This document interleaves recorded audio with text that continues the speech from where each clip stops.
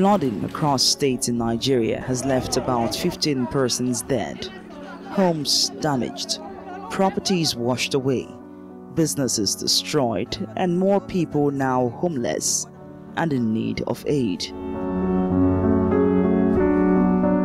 At Jakonde, Lagos, southern Nigeria, the story of pain is the same. Behind me is the only hospital in this community which provides cheap or almost free health services to the people in this community who are mainly poor people, and today it is a shadow of itself. It's been abandoned. There are no patients coming in for health care because of the level of water that has inundated this place. It is a very sad situation. This is Green Angle, the show that explores the environment we live in and the ecological problems we face while preferring sustainable solutions. I am Ugochi Oluibo. Today, we wade through the waters in Lekki, Lagos, southern Nigeria. It is a very bad situation here.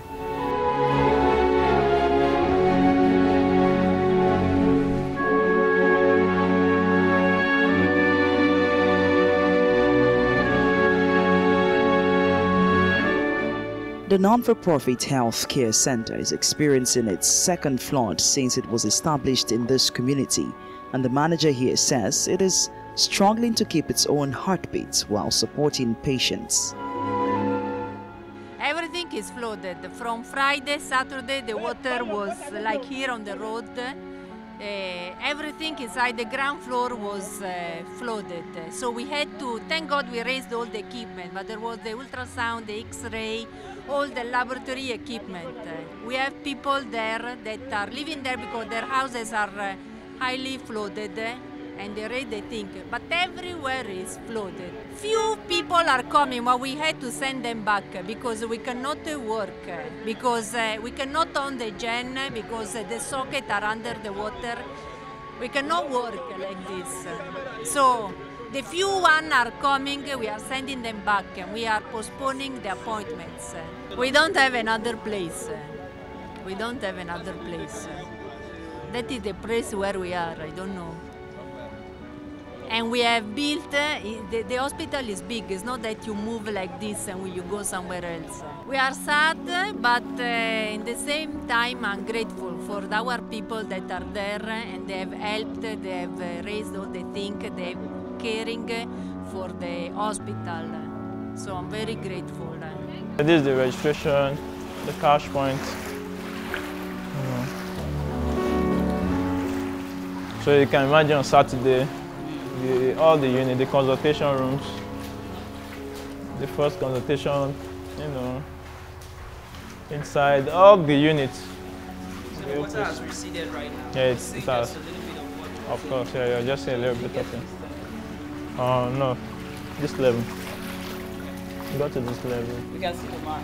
You got to this level. We just hope the machine is still working. You can see the dirt still there.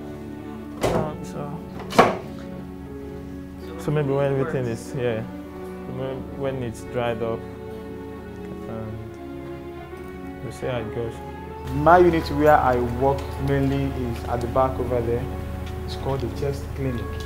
That's where tuberculosis patients are being attended to, where their drugs are also kept, and where we attend to them on a daily basis. Where we also run their tests with GeneSpart machines for those who are yet to commence medication. So now what has happened? Well, everywhere was flooded, but we were happy because the GeneSpart machine was not affected, including their drugs. So it was only the floor that the water was able to enter, but the drugs were safe and the machines were safe, including the fridge for cartridges used for GeneSpart test. Everything was saved. Did people come in today? Have people come in for medicals? Yes, according to the TB drugs, we give them drugs every day. So some of them that their drugs finished yesterday, we are able to come this morning. And for some of them to take such risk, passing through this water to enter the clinic, I was able to give some of them drugs. Every day I don't see less than 30 patients. Both the ones that are coming for the first time and those ones who are already on drugs. I don't see more than 30 patients. But today, they are not up to 5. A child born in these conditions starts the fight for survival very early. We are especially worried about pregnant women that are supposed to come for antenatal and delivery. We did little service with the nurses that are still there, but we cannot have a full service for them. The day that it was really, really bad, that everyone was really, really flooded, we will have referred to the woman. Because of the water level, we won't be able to move inside the water in the delivery room. Many more children have been affected by the floods. Schools have been shut down and families are sleeping on the streets or wherever they can find some temporary shelter. So your students, tell me about how this has affected your studies and your exams. You're writing exams now, right? It affected most of our students because the water entered most of our students' houses and the environment of our students, water everywhere. It affected most of our students. They came to school today. Well, there is a school over there, Lason Secondary and Primary School. They can't write exam inside their school because there are a lot of water inside their classroom, so they have to come down to our school and write their exam. Since on Saturday, my load are inside water. Both my bed, I have wearing these clothes 4 days now. Even to bath, I cannot bath. Nowhere to even cook. My children, they are in this Redeem Hospital, this Redeem Church here. They are the one helping us here. Anytime we have this kind of situation, they are the one helping us. As I am telling you this thing, reality, I see some of my friends in Chevron. That's where I used to sleep. I sleep with them because my family, they are here. So I'm from Chevron now coming. For me to come and see if I can see anything to change since 4 days. Everybody have run away now. Everybody have run away. Even me myself, my children, they have exam now, they can't go to school. We went to their school, everything is flooded. So how are they going to do it? My family is in the church since 3 days now, and my business has been closed since 4 to 5 days because of the water covered the generator. So nowhere I can get income to feed the children. So it is our reverend, according to my own, they care for us, and just like we are refugees, we are 6 families in this church. So that's where we are. So in business, nothing is going on because no response from the customers. Like refugee, because we are 6 families packed there inside church, and we have been taking call from the pastor. So which refugee passed that one? Stores have goods and equipment inundated. The last time I leave my shop, I did not know that this water will be like this. But by the time I came on Saturday and I see water came to my shop, before I run down there, I've spoiled many things. My machine, everything has already spoiled. Because I used the engine, the one that I use electric, so it has already spoiled. All the costume that I'm using, everything is spoiled. So before I still run down to where I'm even keeping so many things, everything, customers' clothes, everything is already spoiled. The one that's Ankara don't spoil, everyone, even the lace don't spoil already. And your home, you said my your home self, my bed, everything. I don't have where to even stay. So since like 4 days ago now, I'm just sleeping around with my family, sleeping bus stop. So now I don't even have any hope now. Maybe the Lagos State government should help us so that we can have something to do to this water. Maybe the drainage can go so that we can have some place to put our things in order. Now this is a major market where many tourists who come into Nigeria come to buy arts and souvenirs. But today it is also not functional. Shops have been shut down because of the flooding in this place. But some more opened shop despite the odds, while others found their way through the flood.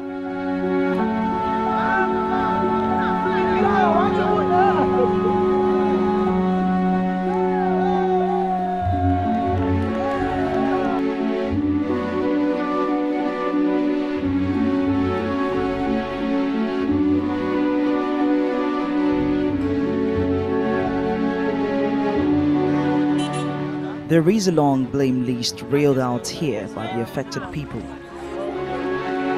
They reclaimed the part of the beach down there. The whole water that was supposed to find its way to the lagoon, it's now coming this way. People cannot move. You can see everywhere is flooded.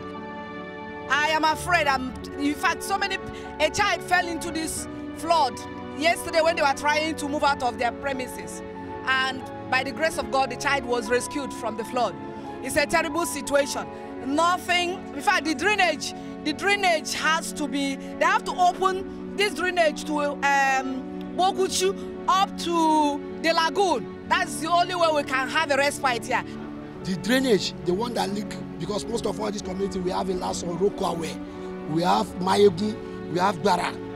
All this water have to go through channel, through the canal, down to the flow to the river side. But if you go to Igbokushu, down to Nikon Town, they erect something like a fence there, which block the drainage. The water that is flowing through the lagoon is not that much. It's very small. If we are talking about almost 11 community, the water wants to go to the lagoon. It has to be very wide. But the reality of life in a coastal city seems not to have made that list. And the Lagos State Commissioner for Environment points that out. We know this is a coastal area. We have over 202 primary drainages, the big ones. And as such, we know we need to do a lot to really keep them and maintain them. And we are very much at it. These people, if you see the way they do it now, they don't allow the silts they bring out to be there for so long. They cut it away immediately. And we do this pre-rain, during the rain, and after rain. What happened yesterday is a global phenomenon. It happens everywhere. It has just happened in Japan. It had happened in China, where lives were lost. It's not because of lack of preparation, but because of climate change and this phenomena, global phenomenon that is happening now. So therefore, we've always preached this, that when you see that the rains is persistent, please, if you are living by the big water bodies, move upland, stay with your relatives. Give it 1 or 2 days, the rains will cease, and you can come back to your place.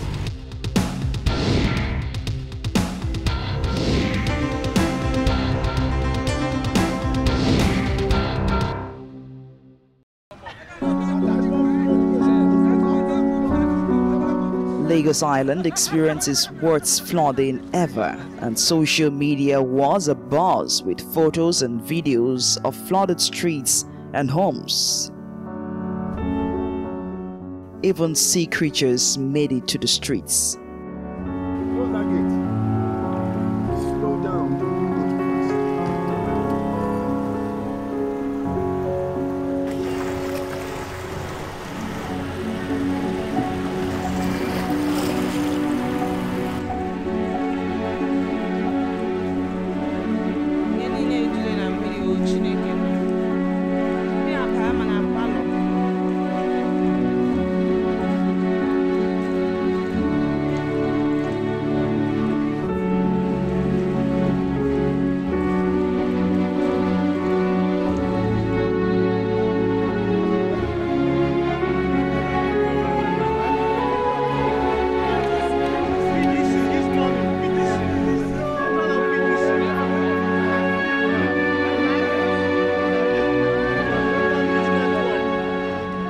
Building on water channels and the effect of indiscriminate dumping of waste which blocked drains also didn't get mentioned by those here. For those of us that are in the habit of dumping our refuse into the drainage, we have asked them to stop doing this. We have not only been preaching this stop order to them, we've also gone ahead, His Excellency has gone ahead to bring about this reform in the management of solid waste. And also people building on drainage channels. I can tell you categorically that we are going to remove some of them that are really blocking those drainages. We cannot allow you to, by your own mistake, jeopardize the lives of other people living around you in that area. We went around yesterday when it was still raining, in the range. We knew what happened. We tried to relieve some of them, and the bigger ones, like tide rise, is not something we can do anything about other than to wait for the tides to go down, and there will be flow of the effluent from us into the lagoon again.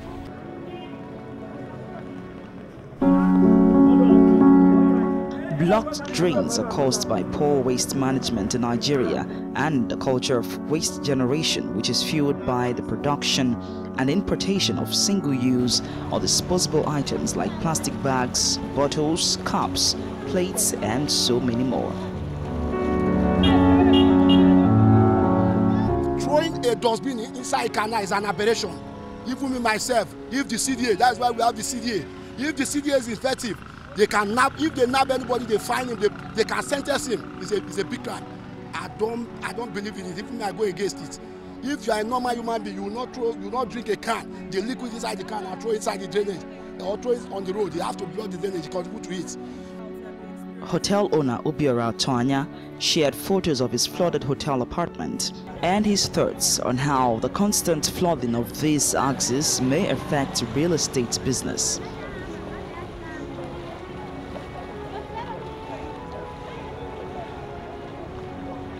So what is key is that, you know, it's obvious, it's a no-brainer that the canal should be cleared. You know, because when you look at the canal, it's blocked. I investigated it myself. You know, that's when I took the video and saw that water was not going anywhere. I mean, it doesn't, in addition, it doesn't help. You know, the dredging that they're doing, the other canals that they were supposed to have built that hasn't been built. You know, this is the flat land, the island, you know, here, it's quite flat. So it's inevitable that we'll get these problems. I think the island will always retain its value, to be honest. But I think I'll be quite cautious.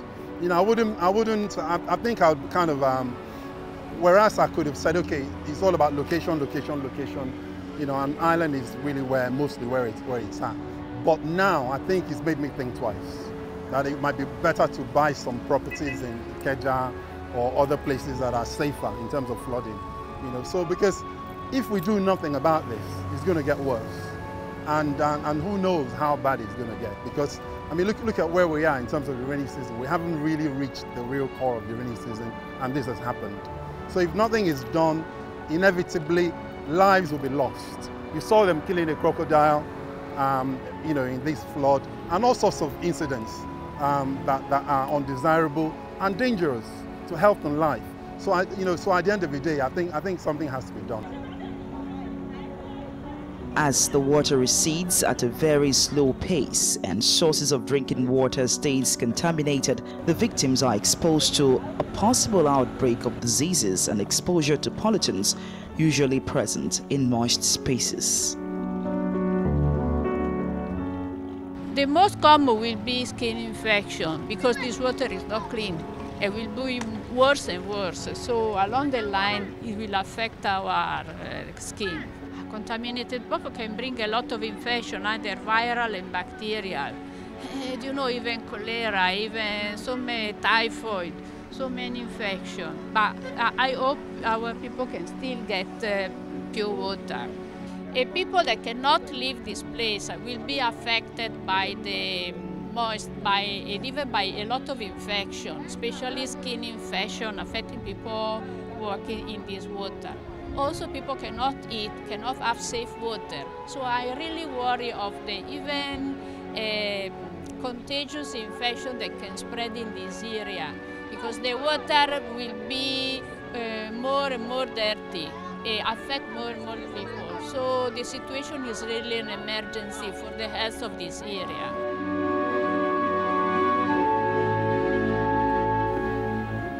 In Suleja, Niger State, north-central Nigeria, here, a cleric praying over the body of one of Saad Abubakar's wives, which was recovered after a flood which washed away both humans and houses. The coffee shop owner lost 2 wives and 6 children in the natural disaster after rains lasted over 10 hours, which led to the Kanotma stream overflowing its banks, leaving him homeless.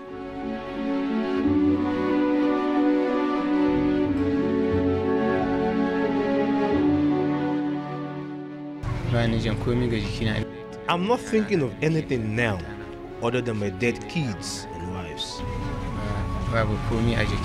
Families and members of the community are out in search of those still missing, while others are out here commiserating with the bereaved family man.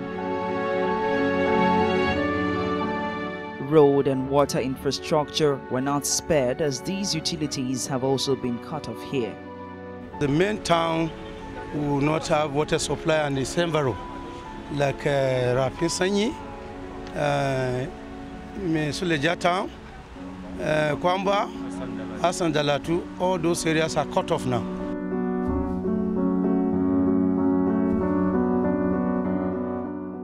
However, Suleja residents accept that several persons violated urban development plans and misused drainage channels, and therefore this was a disaster waiting to happen.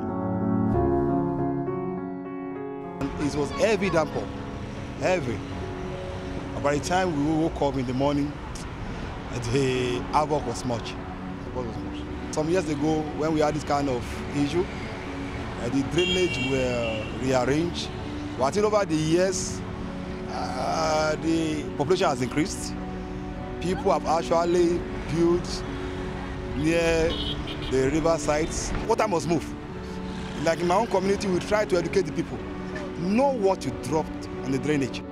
In the midst of all these happenings, Saad awaits news of his missing family members, hoping he might recover the bodies of his wives and children.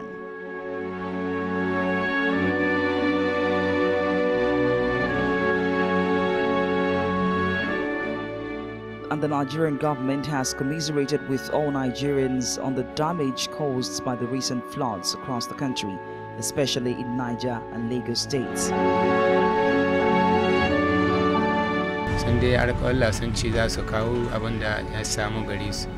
Visiting officials promised to provide support, but I'm yet to receive any relief items.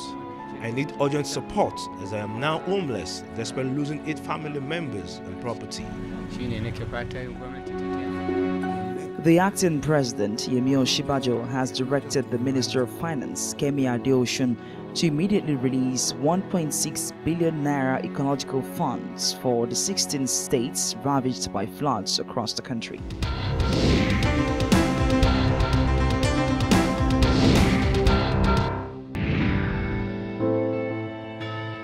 Be safety conscious when returning home. Ensure all your home appliances are switched off. Wear protective clothing and shoes. Throw away foodstuffs contaminated with the flood water. Thoroughly wash all kitchen items before use. Dry all wet patches in your home by either keeping the windows open or by using a portable fan. Always remember to stay calm and not panic during the flood. Avoid any flooded areas by turning around or walking away from it. Avoid walking or driving in a flood. If walking, a flood height of 6 inches can carry one away, and if driving, a flood height of 1 foot can carry your car alongside you in it.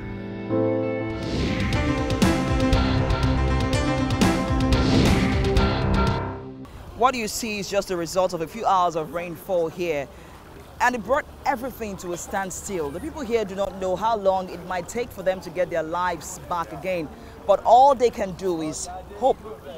That's our program for today. Remember to send your comments and suggestions using the addresses on your screen. And if you do have a green project or idea, send us a 2-minute video and a photo, and we'll help you share it with the world. I am Ugochi Ogwibo. It takes lots of energy to even pass through here. It's dehydrating, I tell you.